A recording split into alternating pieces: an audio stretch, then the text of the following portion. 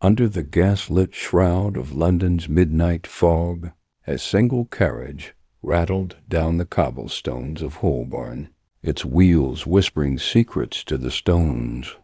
Within, Detective Alaric, Vale sat cloaked in a silence so complete it seemed to drink the air itself.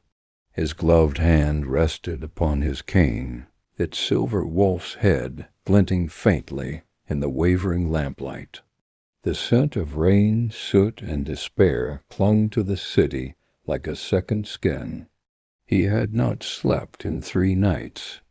In the depths of his tired gaze lingered the reflection of a mind that refused to rest, a labyrinth of memories and unsolved sins.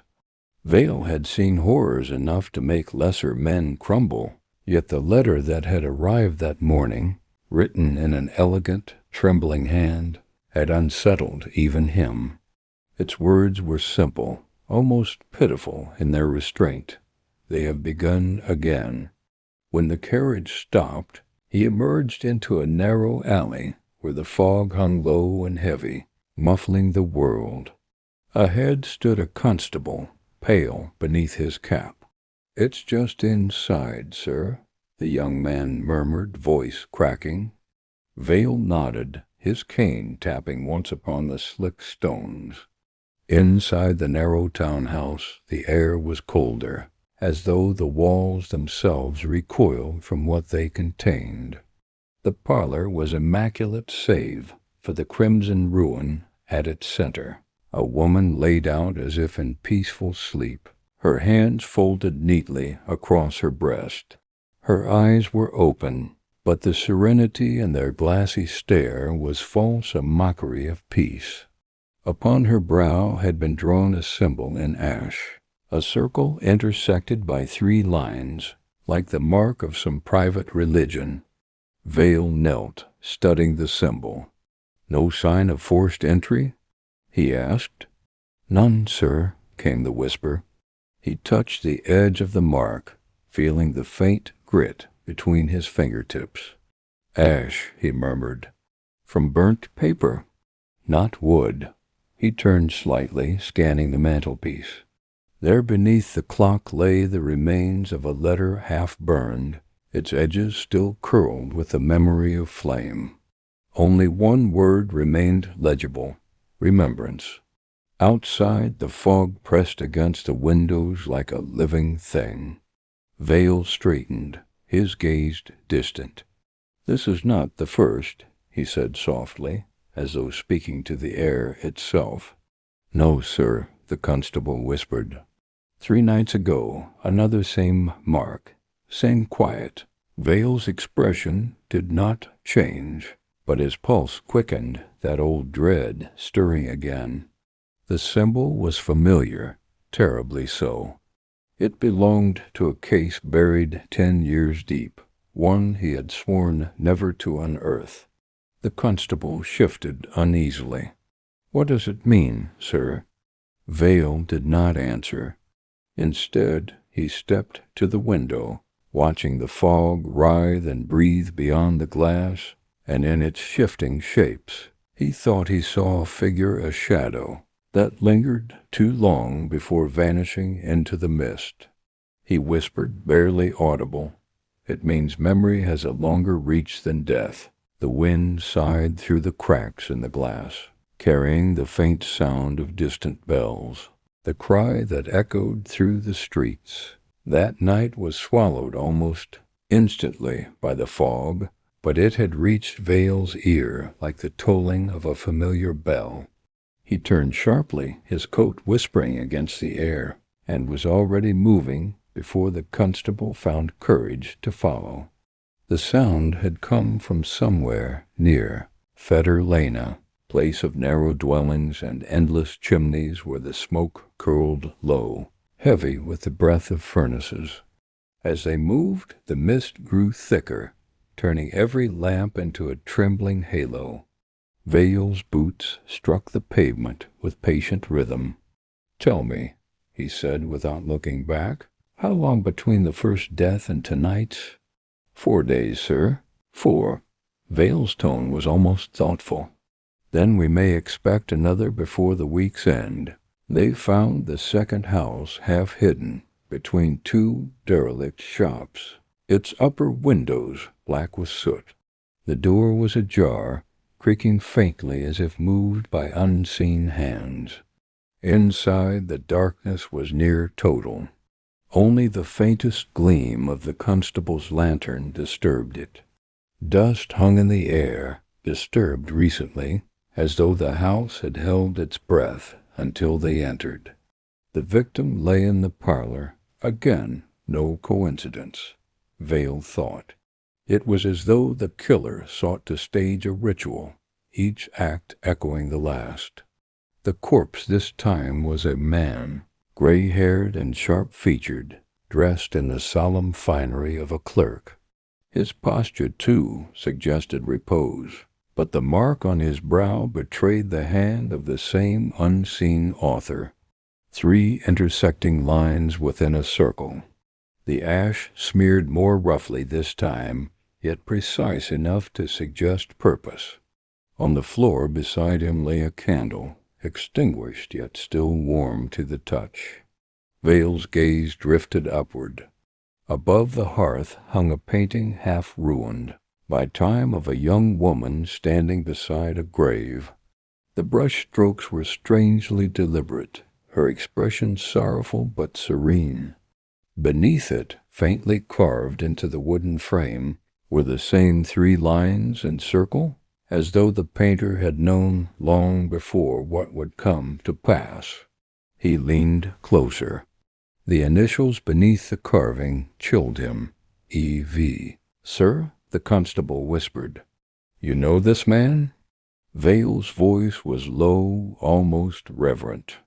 Once, a long time ago, he felt the room watching him, the way old rooms do when memory is stirred from its slumber. Somewhere beyond the walls the city exhaled, the fog shifting like a restless sea. A sound broke the stillness, a faint tapping from above, irregular, hesitant. The constable started, raising the lantern. "Upstairs?" Vale nodded. "Go carefully. We do not yet know if the house is empty." Each step up the narrow stair groaned under their weight.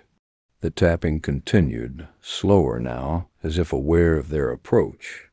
When they reached the landing, the sound ceased. The lantern's light brushed across the wallpaper, cracked, damp, discolored by years of smoke. Morning came reluctantly to London, as though the sun itself feared to trespass upon its sooted streets. Vale had not left the second house until dawn.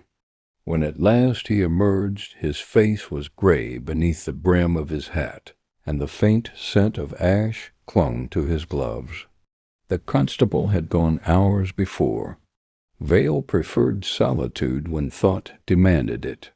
He walked to his lodgings in Bloomsbury, the fog thinning to a pale haze that revealed more of the city than he wished to see. His rooms were austere but orderly, save for the cluttered desk where books leaned against one another like weary men. He lit the fire, its crackle the only sound in the hush. On the mantel stood a single photograph in a brass frame, its image half faded, the face of a woman indistinct yet hauntingly familiar. He turned it down before he sat. Before him lay his notes, 2 deaths, 2 marks, 2 messages. Remembrance, and I remember you. It was no coincidence. The hand behind these killings knew him, or believed they did. He drew a line between the names on the paper, tracing a connection invisible to any other eye. The name beneath the first victim, Margaret Linton. The second, Elias Vane. And beneath that name, in the quiet recesses of his mind, the memory stirred. Elias Vane, once a professor of antiquities at King's College, dismissed for delving into unorthodox studies. 10 years ago, Vane had been the subject of Vale's most troubling investigation, a case that had ended not with arrest, but disappearance. He opened the drawer of his desk and withdrew a slim casebook bound in cracked leather. The pages whispered as he turned them, stopping at a sketch drawn in pencil. The same circle, the same 3 lines. Beside it, his own handwriting, the mark of the Remnant Society. He had thought them gone. A faint tapping came then from the window. Vale looked up sharply. Outside, the fog had thickened again, swirling against the glass as though stirred by unseen breath. He rose, cane in hand, and approached. A single handprint bloomed against the pane, delicate, unmistakably human, then faded as though drawn into the mist. He opened the window. The air was cold, damp, and strangely still. The street below was empty. Yet he felt watched by something just beyond the reach of sight, lingering in the folds of fog. From the fire came a sharp crack, and he turned. The photograph he had turned face down now lay upright again upon the mantel, though he had not touched it. The faint image of the woman seemed clearer now, her expression mournful, her gaze fixed upon him. Vale's hand trembled slightly. He whispered her name, a name he had not spoken aloud in years. Alara. The clock struck 9. The sound was dull, heavy, each chime lingering too long. And as the final note faded, he heard it the softest voice, coming from the glass of the window, low and certain. You should not have looked back. Night had fallen again, though London's darkness never came cleanly. It seeped rather than descended, mingling with the smoke, until even the gas lamps seemed reluctant to burn. Vale walked the narrow stretch of Cheapside with his collar turned high, the silver head of his cane glinting faintly in the lamplight. His thoughts moved like the mist itself, shifting, restless, heavy with things unsaid. He had spent the day retracing the forgotten footprints of the Remnant Society, a fellowship of scholars and mystics whose obsession with memory had turned to ritual madness. Their creed had been simple, terrible. To remember is to preserve. To preserve is to command. The city had dismissed them as eccentrics, but Vale had seen the aftermath of their devotions, lives shattered, in pursuit of communion with the past. At the end of the lane stood an old bookshop, its windows fogged and its sign nearly illegible. Above the door, faintly etched in tarnished brass, were the words Temple's End Curiosities. Vale pushed open the door, the bell chiming like a sigh. Inside, the air was heavy, with the scent of dust and old paper. Shadows gathered between the shelves, as if books themselves withheld their secrets. Behind the counter sat a thin man with ink-stained fingers, spectacles perched precariously upon a long nose. "Detective Vale," the man said, his voice rasping like parchment. "I thought you'd find your way here again." "Then you know why I've come, Mr. Halcroft." The bookseller smiled without warmth. "The society always leaves a trail. You were wise to bury it, foolish to dig it up." Vale drew a small card from his pocket, placing it upon the counter. Upon it was the symbol, the circle, and 3 lines, drawn in careful ash. "They've returned," he said, "and they are killing again." Halcroft's smile faded. "No," he whispered, backing away slightly. "Not after all this time." "The fire. Elias Vane is dead," Vale interrupted, marked as before. "Tell me what you know."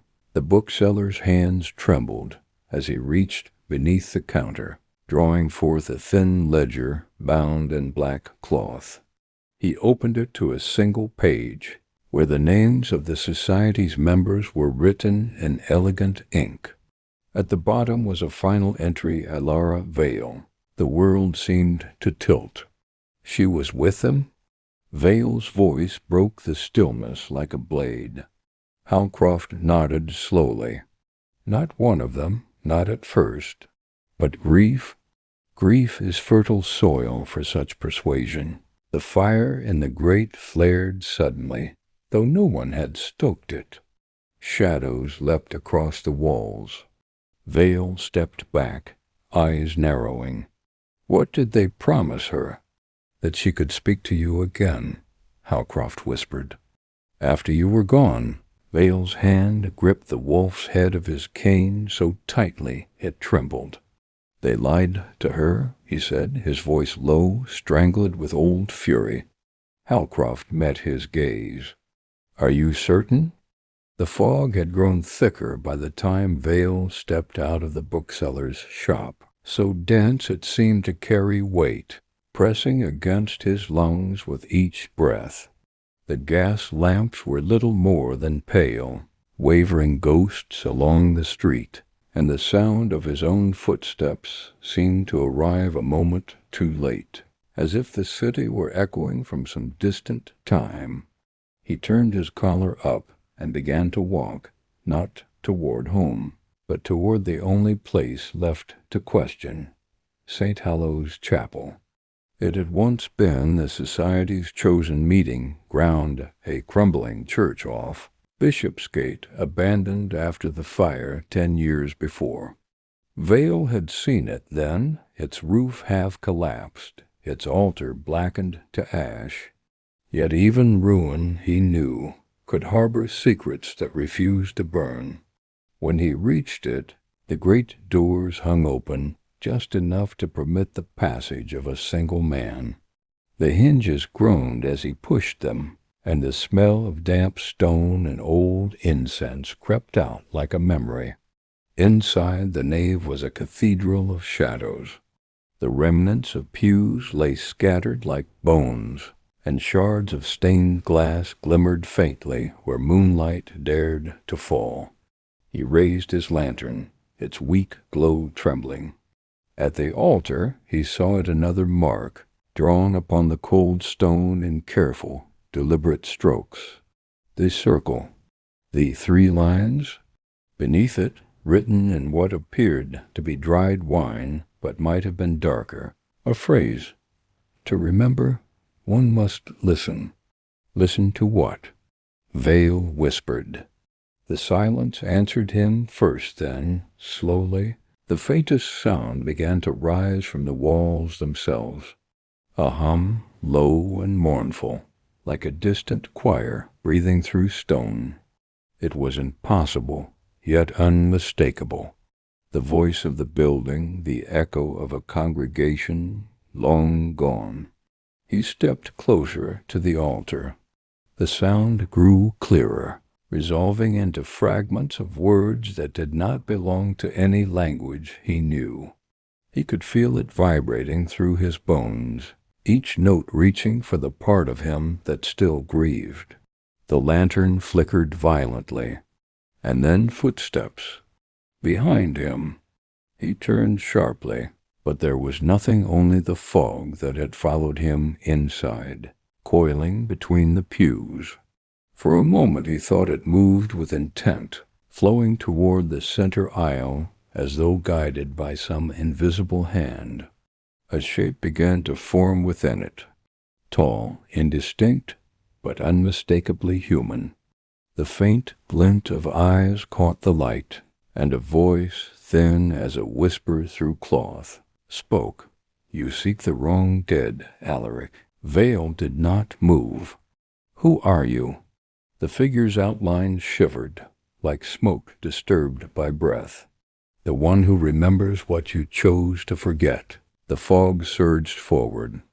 Vale raised his cane, the silver wolf's head gleaming, but the figure was already dissolving, vanishing into the mist that rushed toward the open doors and spilled into the street beyond. The church was silent again. The choir gone, only the symbol on the altar remained, glistening faintly in the dying light. Vale did not sleep that night. The fog had followed him home, curling through the narrow streets as though it carried its own purpose, whispering against the windows of his lodgings.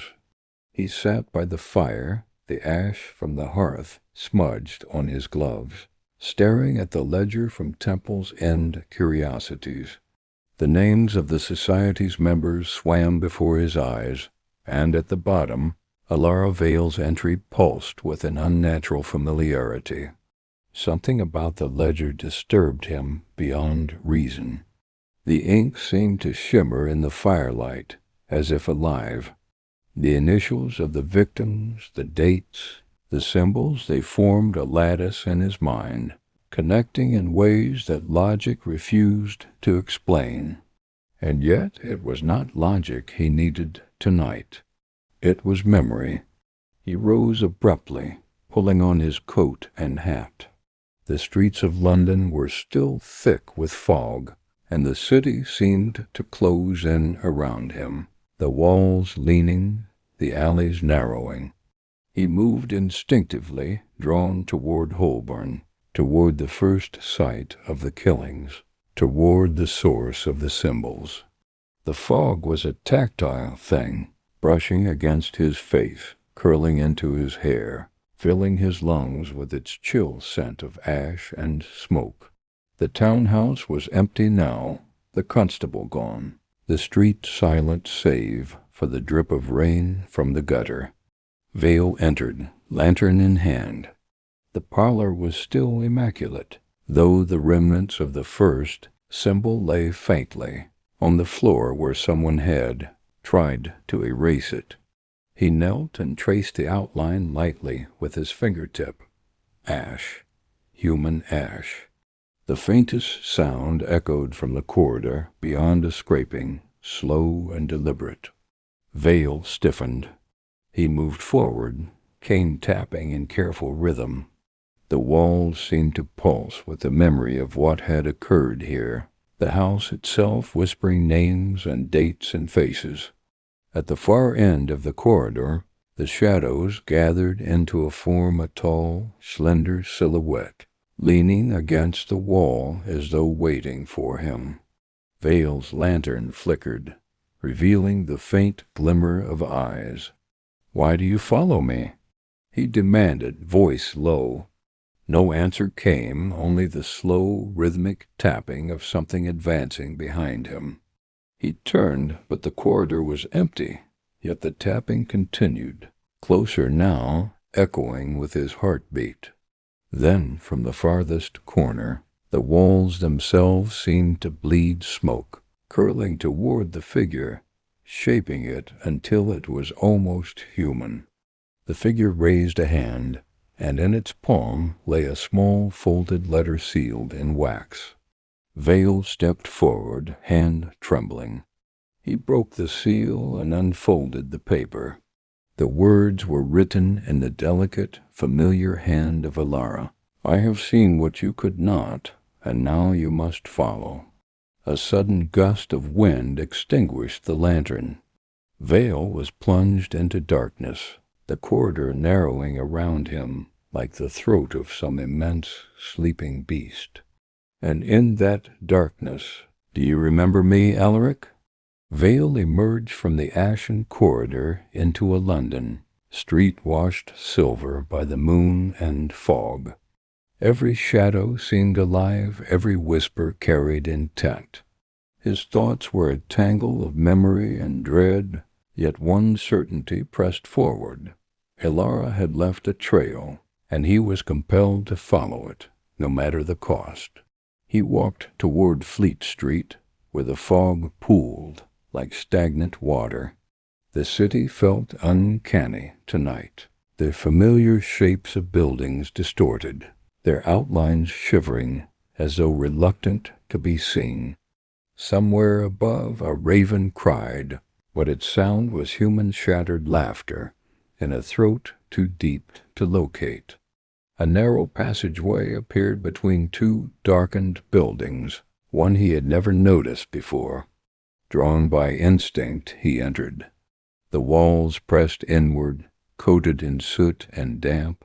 At the end of the passage, an unassuming door, blackened by age, bore a single etched symbol, the circle intersected by 3 lines. His pulse quickened. He pushed it open. Inside, the room was smaller than expected. A single mirror hung upon the far wall, framed in black obsidian. The surface was not glass, it absorbed the lantern's light, swallowing it as if it were a void. Vale approached cautiously, noting the faint scent of incense and ash lingering in the air. He stared into the mirror. At first, there was only darkness, then a shimmer, a reflection not of himself, but of a room long destroyed, a room he had once visited with Ilara. She stood there, pale and still, her gaze fixed on him, lips parted as though to speak. He reached out. The surface was cold, unnervingly so. The mirror shivered beneath his touch. Then her lips moved, and he heard the faintest whisper carried across the distance between worlds. "Follow me, Alaric." A sudden crash behind him made him spin. The door had slammed shut, though the passage was empty. The lantern flickered violently. Vale's reflection no longer moved in time with him. It lagged, twisted, smiling when he did not. He stepped back, and the mirror seemed to pulse, rippling like water, revealing symbols, burned into the walls beyond symbols. He had seen before in the society's rituals, each one an echo of memory and death. A voice emerged from the mirror, low and intimate, speaking directly to him, bypassing ears and sinking into bone. "Do you remember what you lost?" Vale felt his heart seize. He knew the answer, yet fear made it unspoken. The reflection of Elara extended a hand, beckoning him. The fog outside hissed against the panes of the window, and he knew instinctively to step forward would mean leaving the world he knew behind. And then the mirror shivered violently, glassless, and a cold, obsidian hand shot from its surface, curling around his wrist. He was pulled forward, not by strength, but by inevitability. "Do you dare remember me fully, Alaric?" The lantern fell, its flame extinguished, and the world ceased to exist. When Vale awoke, the fog had receded, leaving the city pale and wind-bitten, the streets slick with rain. His coat was damp, his gloves smeared with ash, and yet he was certain he had not slept, had not truly been in London at all. The memory of the obsidian mirror lingered in his mind like a stain, each detail sharper than reality, each shadow more alive than flesh. He walked without direction, guided only by instinct and the faint pull of something unseen. The bells of St. Giles told the hour, their sound hollow, mournful, like a choir of ghosts reciting rites for the lost. He found himself at the edge of a square, where a small crowd had gathered, their faces obscured by scarves and hats, heads bowed in reverence.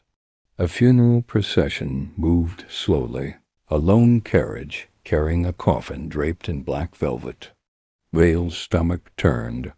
He did not recognize the deceased at first, yet the emblem on the coffin, the circle, intersected by 3 lines, was unmistakable. The Remnant Society had returned not merely to threaten, but to commemorate, to sanctify their own dead in some private, terrifying ritual. He followed at the edge of the procession, moving through fog and rain. The pallbearers were gaunt men, their eyes hollow and distant, carrying the coffin with an unnatural grace. The crowd whispered in unison words he could not catch, though the cadence of their speech seemed to reach into his bones. At the graveyard's edge, the earth had already been turned. The society had chosen a narrow crypt, its entrance blackened and damp, sealed by wrought iron gates that whispered under the touch of the wind. Vale watched as the coffin was lowered, the crowd chanting in low, rhythmic tones. A single candle atop the coffin sputtered in the wind, its flame defying the damp night. He stepped closer. Beneath the pall, the face of the deceased was revealed, and he recognized it instantly. A young man who had been reported missing weeks ago, a scholar known only to the libraries of the city. But more than that, etched faintly across his brow, was a new symbol, a circle intersected by 3 lines, yet with an additional slash cutting diagonally through it, a mark Vale had never seen before. A whisper drifted to him from somewhere in the crowd. The past cannot die while memory burns. Vale's hand tightened on his cane. He understood then that the killings were only a beginning, and the society's obsession with remembrance had grown more dangerous. They did not merely mark their victims, they transformed them, sanctifying death into ritual. The wind rose, carrying with it the faintest trace of smoke. From within the mist, a figure emerged, pale and unmistakable. Ilara. Her eyes were distant, glassy, yet they found him. She lifted a hand, beckoning. Vale stepped forward. The crowd did not see her, or perhaps chose not to. "Alaric," she whispered, her voice threading through the fog. "Do you remember the promise?" The fog clung to London like a living thing, curling into the narrow alleys and across the iron railings of the city, carrying with it a faint, acrid scent of ash. Vale moved silently, each step measured, listening to the subtle shifts in the night, the creak of a shutter, the drip of water from a gutter, the whisper of unseen footsteps.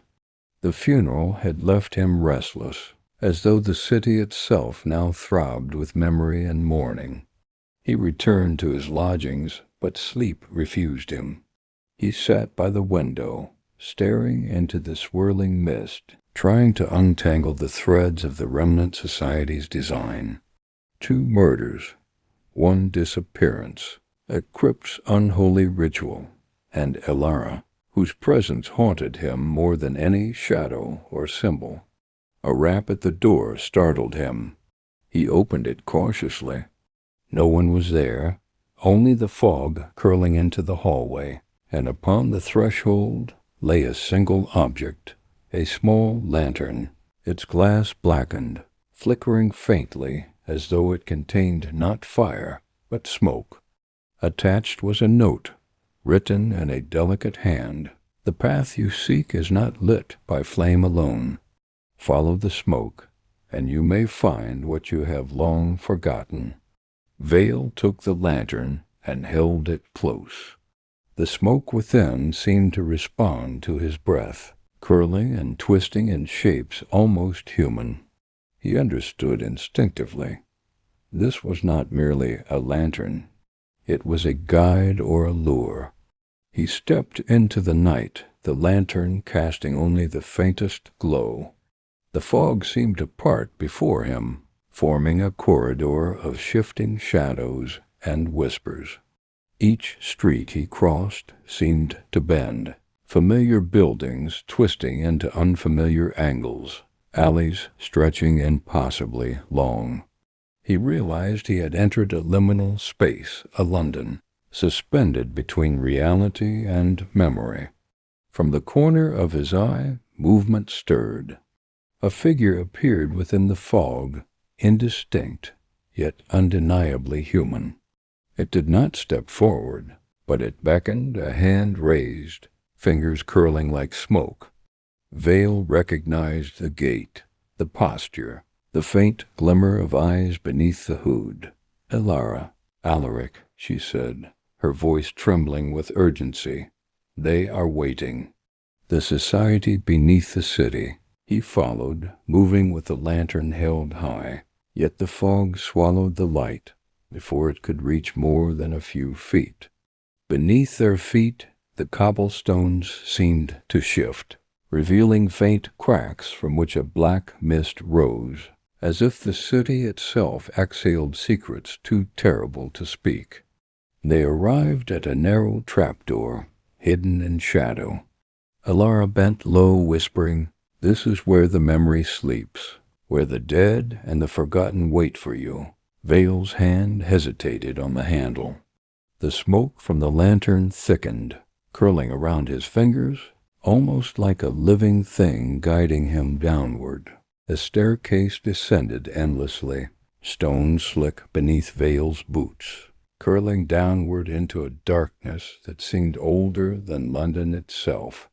Each step swallowed sound, each breath hung in the thick, damp air, and the faint glow of the smoke lantern cast shapes that twisted unnaturally across the walls. Alara walked just ahead, her presence both anchor and enigma, her pale hand brushing the damp stone as though greeting old friends. At last they reached the bottom, where a low arch opened onto a vast chamber. The air was cold and heavy with the scent of earth, ash, and something else, a faint metallic tang, like old blood.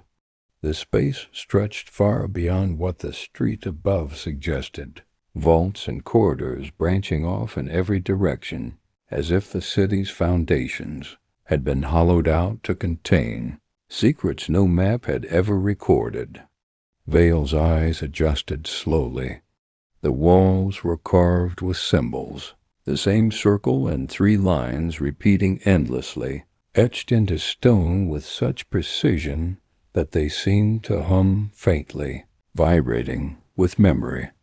Some were burnt, others were coated in fine ash, yet all were unmistakable, the mark of the Remnant Society, marking space itself as sacred, dangerous, and alive. A distant echo drew his gaze to the center of the chamber, where a low dais stood.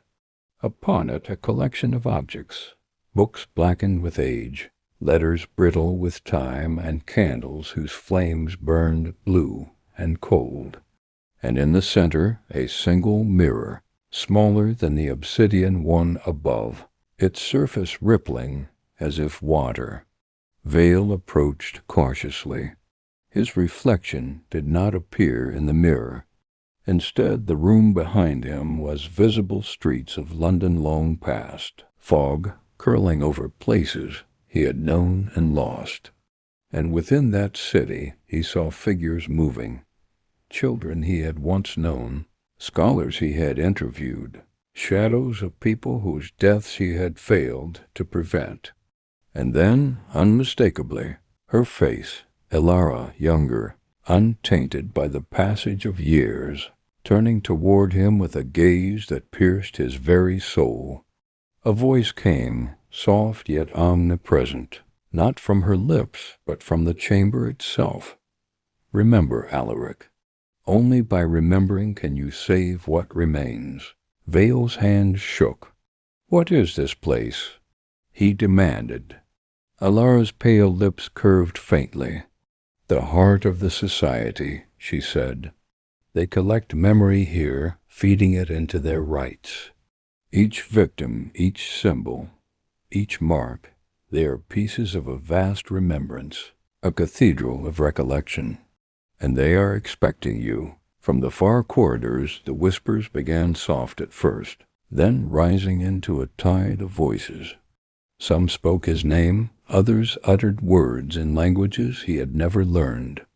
They spoke of guilt, of love lost, of promises broken, of nights he had spent chasing shadows. A sudden motion caught his eye. Figures were emerging from the vault's members of the society, their faces obscured by hoods, their hands carrying implements both delicate and terrible.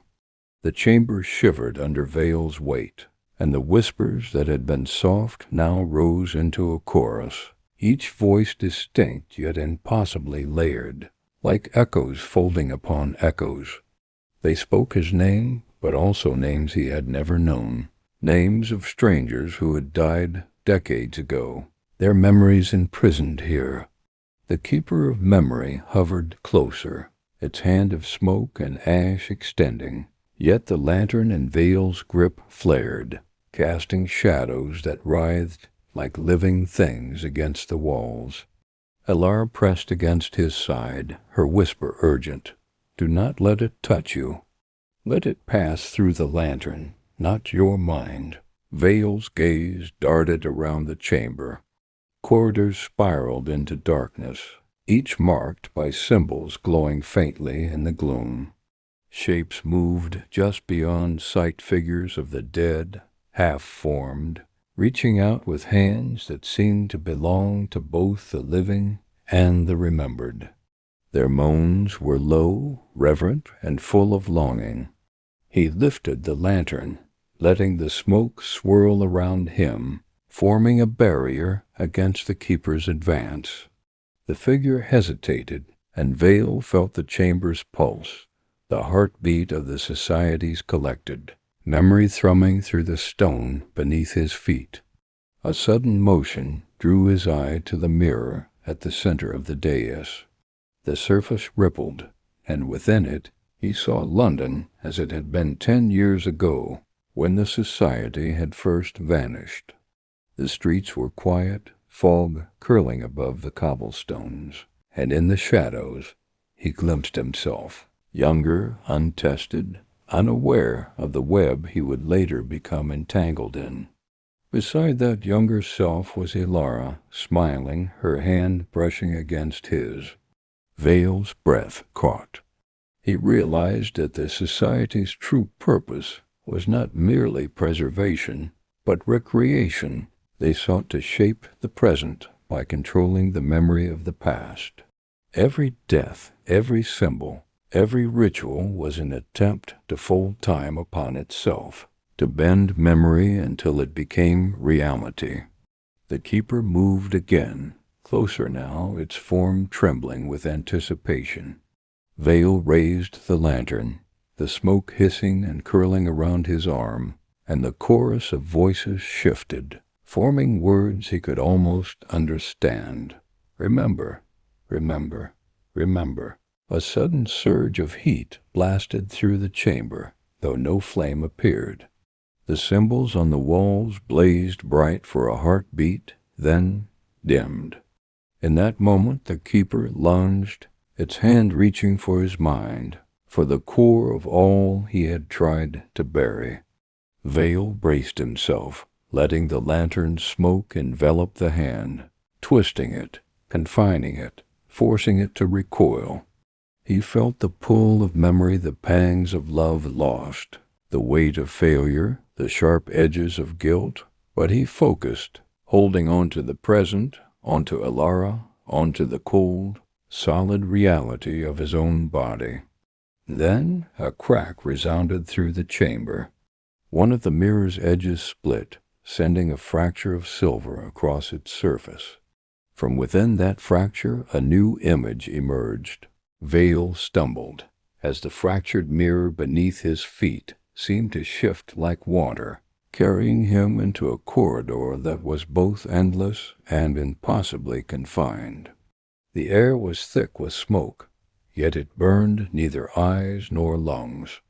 It carried the faint metallic tang of memory itself, sharp as a blade.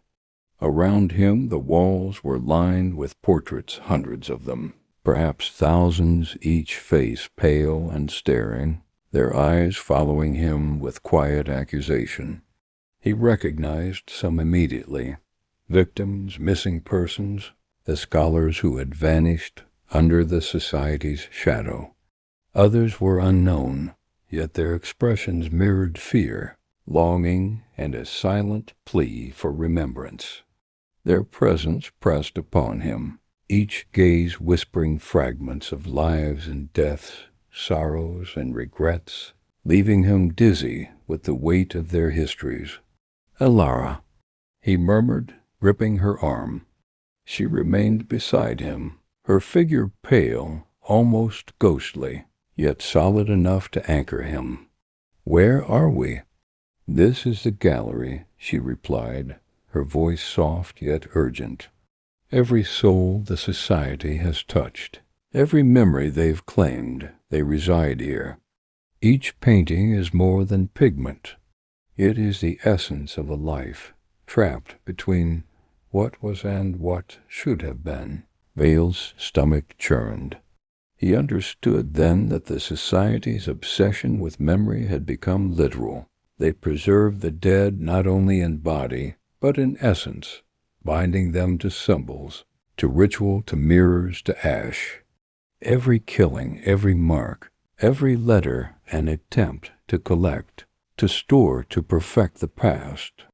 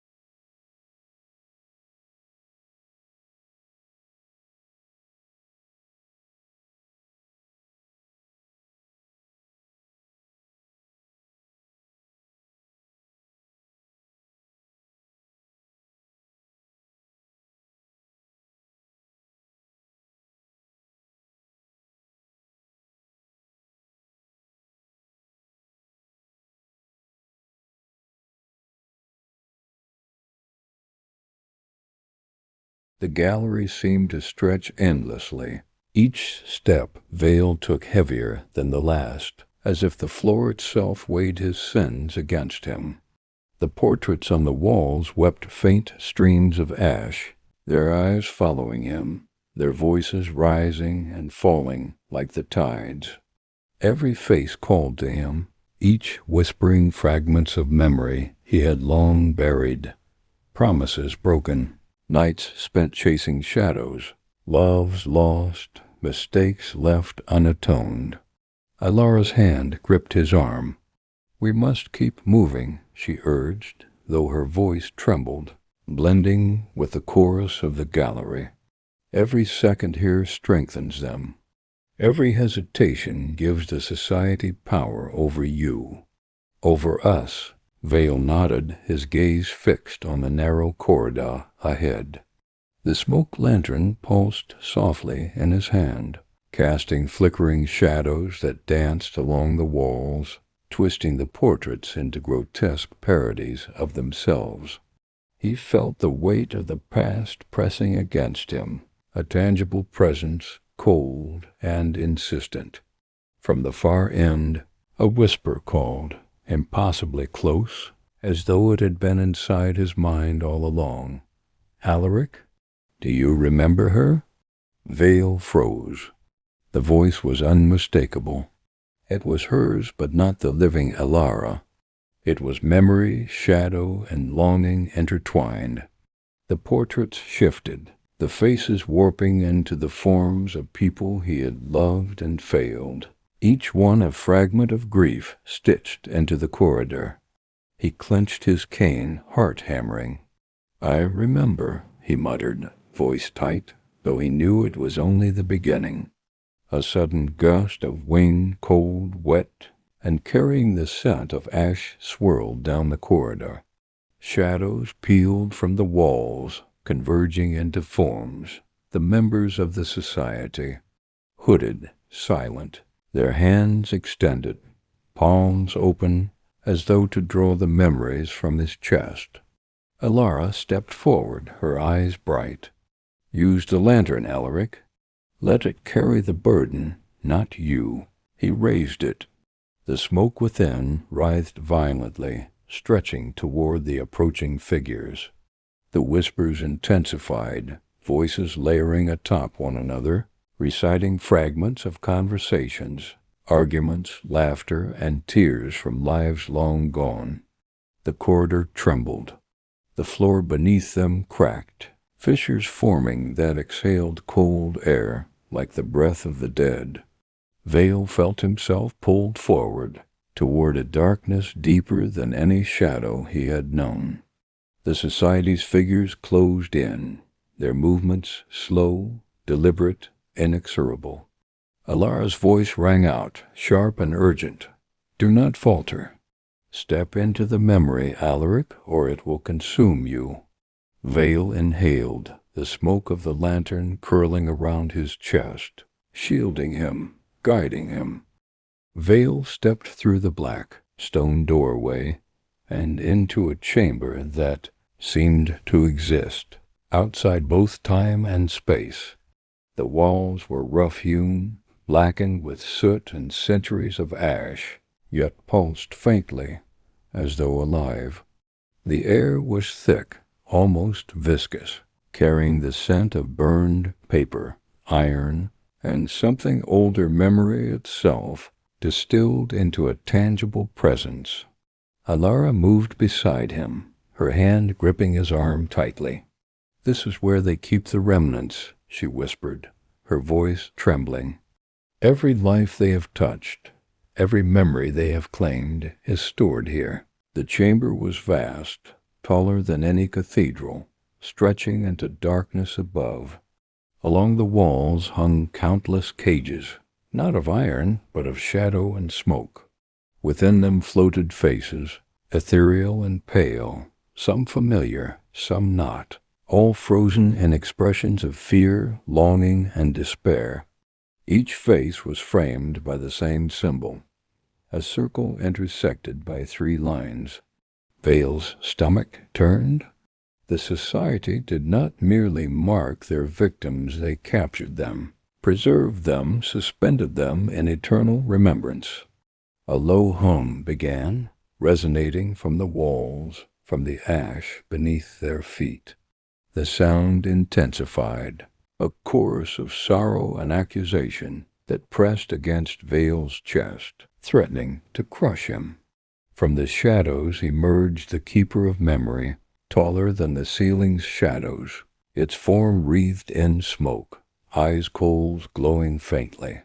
"You have come far, Alaric," it intoned, voice carrying through the chamber like the rustle of dry leaves. "Yet the choice remains: step forward and remember fully, or retreat and lose all you hold dear." Vale raised the lantern. The smoke within writhed, extending toward the keeper, forming coils that pushed and wrapped around its limbs.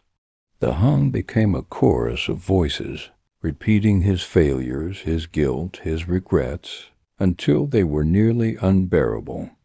"Alara," he murmured, "what must I do?" She turned to him, her eyes wide, shimmering with an intensity that pierced the darkness. "You must let the past flow through you, Alaric. Every name, every death, every sorrow. Only then can you confront them." And her, Vale's gaze shifted to the far end of the chamber. There, suspended in a sphere of ash and smoke, was the essence of Alara herself. She was whole and yet fragmented, her form shimmering with moments from the life they had shared, smiles, laughter, whispered promises, and the sorrow of their separation. The keeper moved closer. To reach her is to surrender. To surrender is to remember. Everything. Vale's hands trembled, but he gripped the lantern and stepped forward, letting the smoke spiral around him, carrying the weight of his memories into the chamber. He felt them, the faces of the dead, the cries of the lost, the years of guilt pressing against his chest. Yet he pressed onward, toward Alara, toward the sphere of ash. Veil stumbled through the swirling maelstrom of ash and smoke, the sphere of Alara's fragmented essence collapsing around him, like a storm of memory. The chamber itself seemed to pulse with a consciousness, each beat echoing through his bones.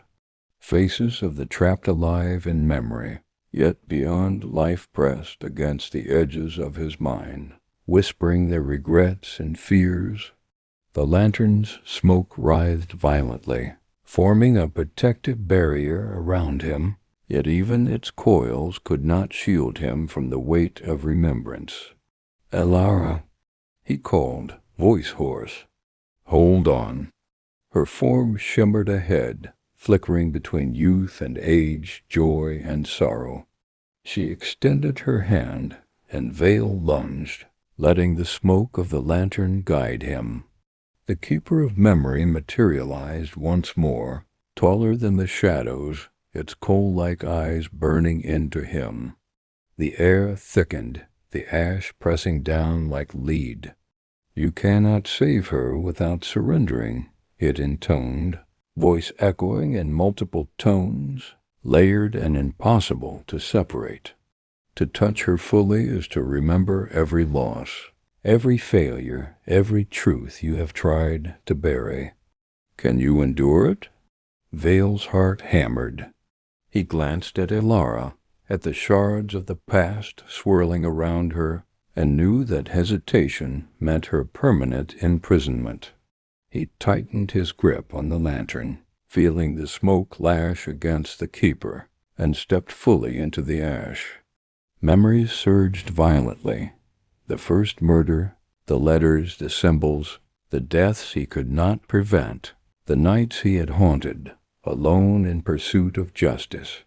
Faces he had loved, friends lost, promises broken, every fragment pressed into him, searing and relentless. The keeper's hand reached for him, smoke entwining his limbs, yet he refused to let go. Alara's voice threaded through the tumult.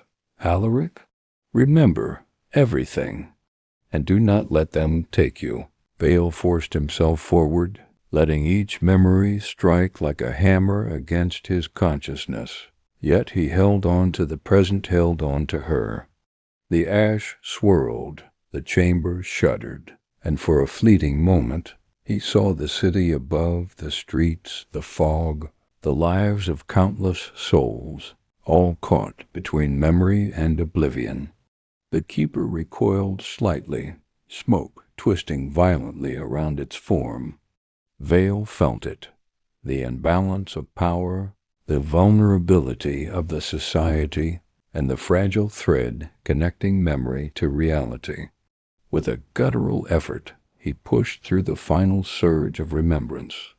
The lantern's smoke enveloped Alara, shielding her, and he grasped her hand fully, grounding himself in the living.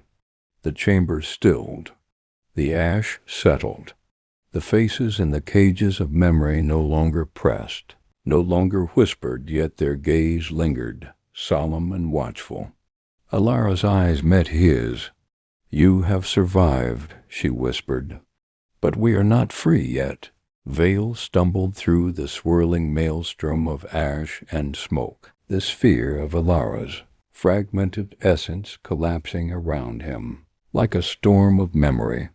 The chamber itself seemed to pulse with a consciousness, each beat echoing through his bones. Faces of the trapped alive in memory, yet beyond life pressed against the edges of his mind, whispering their regrets and fears. The lantern's smoke writhed violently, forming a protective barrier around him, yet even its coils could not shield him from the weight of remembrance. "Alara," he called, voice hoarse. "Hold on." Her form shimmered ahead, flickering between youth and age, joy and sorrow. She extended her hand, and Veil lunged, letting the smoke of the lantern guide him. The keeper of memory materialized once more, taller than the shadows, its coal-like eyes burning into him. The air thickened, the ash pressing down like lead. "You cannot save her without surrendering," it intoned, voice echoing in multiple tones, layered and impossible to separate.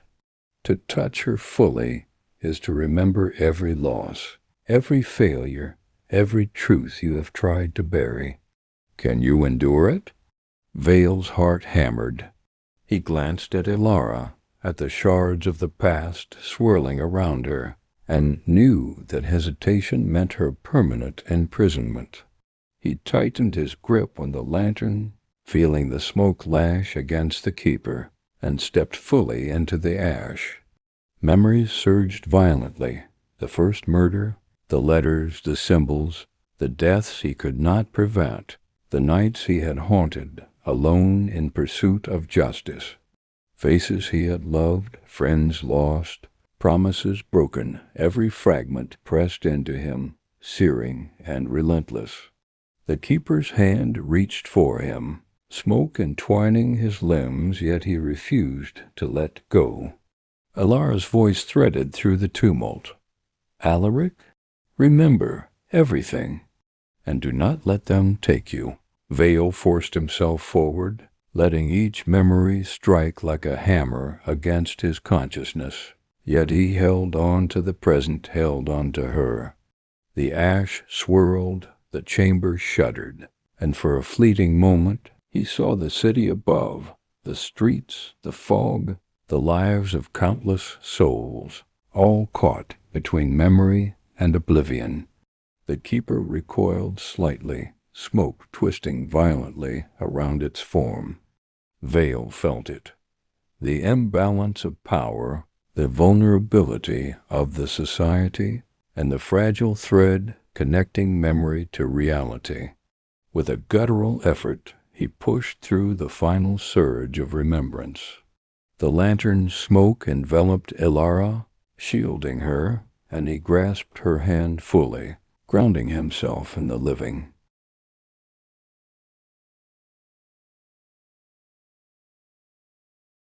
Vale's descent carried him into a chamber so vast it swallowed sound, the ceiling vanishing into darkness above. The floor beneath him seemed alive, pulsing faintly, echoing the rhythm of distant hearts he had long since forgotten. The smoke lantern in his hand cast erratic, trembling light, revealing shadows that writhed independently of any object, reaching toward him, brushing his coat, curling around his boots like living fingers of ash. Ilara remained close, her hand tight around his. "This is where they keep the voices," she whispered. "The memories too dangerous to remain in the living world. Every secret, every regret, every lost soul, they echo here forever. And the keeper feeds on them, shaping reality from remembrance." Vale swallowed hard. The chamber was lined with tall sarcophagi, black stone etched, with the same symbols the circle intersected, by 3 lines, but now they seemed to breathe faintly, expanding and contracting as if inhaling his presence. Between the coffins hovered faces, partially formed in ash and smoke, silent but watching, their eyes hollow and pleading. A voice rose, impossible and omnipresent. "Alaric Vale, you cannot save her without surrendering yourself. The past is a chain, and every link is memory." Vale's pulse thundered. The keeper of memory emerged from the shadows, its form colossal, wreathed in smoke, eyes burning like coals beneath its hood. It extended a hand, the tendrils of its essence reaching toward the lantern, toward him. "Ilara," Vale whispered, "what must I do?" She met his gaze, pale and resolute. "You must let it flow through you. Every face, every death, every choice you've made, they are part of this chamber. Let them speak, let them consume, and only then can you reach her." The keeper moved, each step sending ripples through the air. Vale raised the lantern. letting the smoke coil around the creature's hand, constraining it, slowing its advance. The chamber's air vibrated with whispers, escalating to a roar, each voice a fragment of the lives the society had claimed. They recounted his failures, his losses, the nights he had walked alone, the faces of victims he had failed to save. Vale forced himself to listen, to absorb it all. Each confession, each regret, each memory, a blade of ice through his chest, but he held on to the living thread of Alira's presence.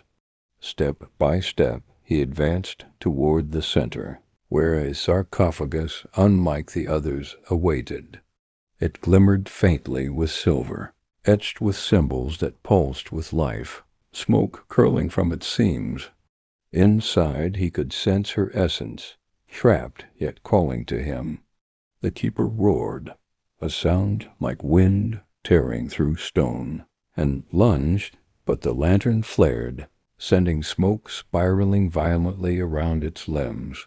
The voices became a crescendo, a hurricane of memory pressing against Vale's mind, urging him to falter. Vale gripped Ilara's hand as the sarcophagus shuddered beneath them, the column of ash and smoke swirling violently, coiling upward like a storm caught between worlds. The keeper of memory's roar reverberated through the chamber, a low, grinding sound that seemed to twist the very stone into shapes that defied comprehension. Shadows lengthened and bent, reaching with impossibly thin fingers, brushing the edges of Vale's mind with memories he had buried deep. "Ilara," he whispered, voice tight, "hold on." "We'll—" A surge of heat cut him off. The lantern flared, its smoke writhing around them in a protective cocoon. The ashes from the sarcophagus were drawn into the smoke, forming shapes, faces, hands, fragments of lives lost, swirling violently, yet not attacking, instead pressing against Vale's consciousness, demanding to be remembered. She met his gaze, eyes wide but resolute. "Alaric, remember everything. Do not hold back. If you falter, they will claim us both." Vale's chest tightened. The chamber's walls seemed to pulse with a life of their own, mirrors shimmering faintly, reflecting moments from his past, the first time he had failed to save a victim, nights haunted by shadows, letters unread, the warmth of her hand once in his, all coiled together like threads of a tapestry. Every memory demanded acknowledgment, demanded surrender, demanded recognition. He inhaled sharply, focusing. He let the torrent of recollections flow through him, the pain, the guilt, the love, the failures, allowing them to enter, to consume, yet holding on to the thread of the present. Ilara, her hand in his. The smoke lantern pulsed in rhythm with his heart, binding the storm of ash around them, shaping it, making it a conduit rather than a weapon. The keeper hesitated, recoiling from the intensity of his focus. The shadows flickered, the chamber's pulse quickened, and the spiraling ash became a whirlwind of light and dark, carrying fragments of the past into a single coherent force. Vale felt it, the convergence of memory and reality, the society's power condensed into this moment. He stepped fully into the spiral, letting the lantern's smoke fuse with the swirling ash. The whispers became a chorus, pleading, screaming, and then clarity. Faces solidified, not as tormentors but as guides, leading him forward. Ilara's voice cut through the chaos. "Here. The center is here, Alaric." At the heart of the chamber, a vortex of ash and smoke formed a shape, an impossible doorway of light and shadow. Within it he glimpsed the world above, London cloaked in fog, streets silent. the lives of countless souls suspended between memory and reality. And there, amid the swirling storm, stood Elara whole, her gaze locked on his, unwavering. Vale stepped forward, every step carrying the weight of a decade of ghosts, mistakes, and lost moments. The keeper shrieked, its form unraveling under the intensity of remembrance. Vale and Elara emerged from the vortex into a chamber of half-light, the swirling ash giving way to a space that was at once vast and suffocating. The walls were lined with mirrors, but unlike those before, they did not reflect the present. Instead, they shimmered with fractured moments, a child laughing in a garden long burned, the glow of a candle flickering over a scholar's desk, the touch of Elara's hand on his shoulder years ago. Every reflection was both memory and accusation, a ghostly reminder of what had been lost and what had been survived. The keeper of memory lingered at the center, its form diminished yet more terrifying than ever, coiled in smoke that licked the chamber floor like serpents. "You have come far," it intoned, voice now 1,000 layered echoes. "But the final reckoning lies ahead. To pass, you must confront not only memory, but desire, fear, and the truth of your own darkness." Vale's heart pounded. The weight of the past pressed against him, yet the living warmth of Elara's hand anchored him. "I will face it," he said, voice steady despite the tremor beneath. "I will remember all, and I will not falter." The mirrors began to shift, each surface rippling like water. From within them emerged figures, both familiar and strange, their faces twisted in grief, love, or fury. They surrounded Vale and Elara, whispering, pleading, accusing, a cacophony of every life the society had touched. The ash from the vortex coiled among them, binding their forms, yet the lantern's smoke wound around Vale, weaving a fragile barrier between memory and reality. "Elara," he whispered, "we must move forward together." She nodded, eyes bright and unwavering. "Then step into them, Alaric. Let the memories flow through you. Only by acknowledging them all can we reach the truth." Vale inhaled, summoning the courage to face every sorrow, every mistake, every fleeting joy. The chamber seemed to pulse in response, walls bending, shadows stretching, mirrors shivering with anticipation. The keeper lunged, smoke snapping like a whip, but Vale held his ground, allowing the lantern to draw the assault into its protective coil. He stepped forward into the center of the chamber, and the figures around them dissolved, replaced by a single vision, Elara, whole, radiant, yet fragile, as if sustained only by the act of remembrance itself. The keeper screamed, a sound that shattered the air, yet Vale's grasp on memory held firm. The mirrors cracked, shards falling into the swirling ash, and from the depths of the chamber rose a silence that was nearly sacred. The keeper's form dissolved into tendrils of smoke. Retreating into the corners, its power diminished, but not destroyed. Elara turned to him, voice trembling yet full of certainty. "We have reached the threshold. What comes next will decide everything." Vale nodded, lantern smoke curling protectively around them both. Vale and Elara stepped forward, the remnants of the chamber's mirrors and ash swirling around them like a storm caught between worlds. The air was thick, dense with the weight of countless memories, yet beneath it ran a current of possibility, the fragile thread between the past and the present, between shadow and reality. Every step pressed him closer to the heart of the society, to the source of their power, to the truth he had pursued for so long. "Alara," he whispered, this is the end, isn't it?" She did not answer immediately. Her eyes were fixed ahead, on a doorway of blackened stone, unlike any they had seen, etched with every symbol he had learned to fear and recognize. Its surface pulsed faintly, as if breathing, alive with the memory of every life the society had touched. "Not the end," she said finally, voice low and steady, "but the reckoning. Once we pass through, nothing will remain hidden." The keeper of memory had returned, diminished but still formidable, coiled in smoke that lashed against the walls and floor. Its coal-like eyes burned into veil, and for a moment he felt the full weight of a decade's worth of guilt, sorrow, and haunted nights.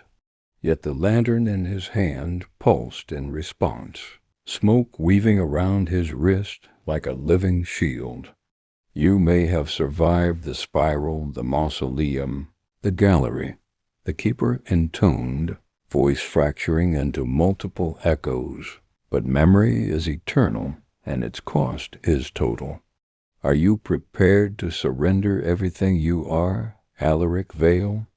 Vale's jaw tightened. He thought of the lives lost, the symbols, the murders, the letters, the faces of those he had tried and failed to save. He thought of Alara flickering between the past and present, of the hope that had drawn him through every shadowed corridor. He inhaled, letting the lantern's smoke swirl around him, and stepped forward. "I am ready," he said. "I will remember everything." The chamber reacted immediately. The air quivered, ash spiraled upward, and mirrors along the walls rippled, showing fragments of time, space, and consequence. The keeper lunged, but Vale let the smoke lantern guide the assault into spiraling coils of ash and light, binding the creature, twisting it back into the shadows. The doorway ahead shimmered. Symbols etched into its surface glowed with a soft, unearthly light. Vale reached for it, and as his fingers brushed the stone, every memory, pain, love, sorrow, regret, triumph flooded through him in a single overwhelming wave. The chamber seemed to expand, contract, dissolve, and reassemble itself simultaneously. He saw every choice, every consequence, every face he had ever known, every shadow he had ever chased. Alara's hand found his, grounding him amidst the storm. "Do not fear it, Alaric. Embrace it. Only together can we end this." With a final, resolute step he entered the doorway. The world around them dissolved into ash and smoke, then reformed, and for a heartbeat